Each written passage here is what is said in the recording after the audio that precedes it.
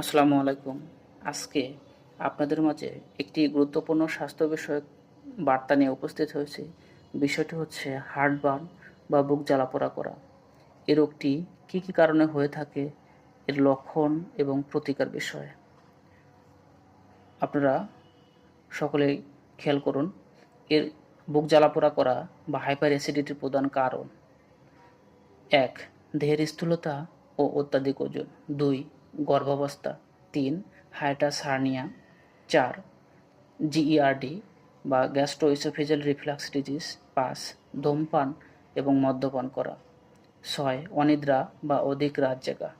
৭. খাবার খাওয়ার পরপরও শুয়ে পড়া। ৮. কার্বোনেটেড কোমল পানীয় যেমন চা, কফি, চকলেট ইত্যাদি গ্রহণ করা। ৯. কিছু ঔষধ আছে যেমন অ্যাসপিরিন, ব্যথানাশক ওষুধ খাওয়া। ১০. অতিরিক্ত ফাস্ট ফুড এবং বাজে তেল ও চর্বিযুক্ত খাবার খাওয়ার অভ্যাস থাকা। এই রোগের লক্ষণ অর্থাৎ কী কারণে এই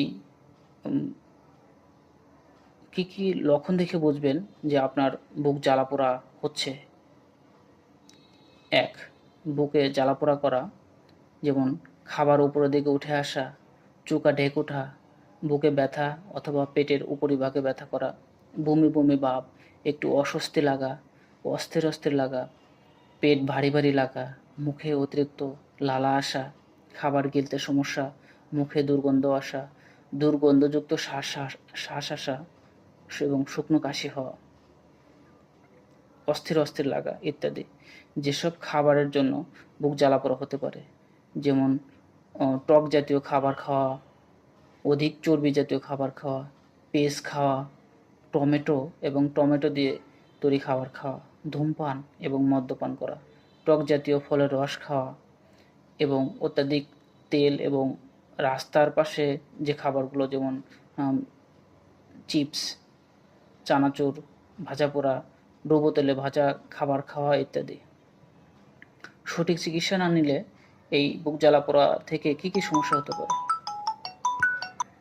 খাদ্যনালীতে প্রদাহ এবং খাদ্যনালীতে ক্ষত হওয়া, খাদ্যনালী সরু হয়ে যাওয়া, দীর্ঘমেয়াদী গলা ব্যথা করা, কণ্ঠস্বরের পরিবর্তন হওয়া, যেমন কণ্ঠস্বর কর্কশ কণ্ঠ হওয়া, শ্বাসকষ্ট হওয়া, দাঁতের ক্ষয় এবং মাড়ির সমস্যা, ঘুমের মধ্যে খাবার উঠে আসায় হঠাৎ ঘুম ভেঙে যাওয়ার মতো সমস্যা দেখা দিতে পারে, খাদ্যনালীতে ক্যান্সার সহ ইত্যাদি নানাবিধ সমস্যা হতে পারে।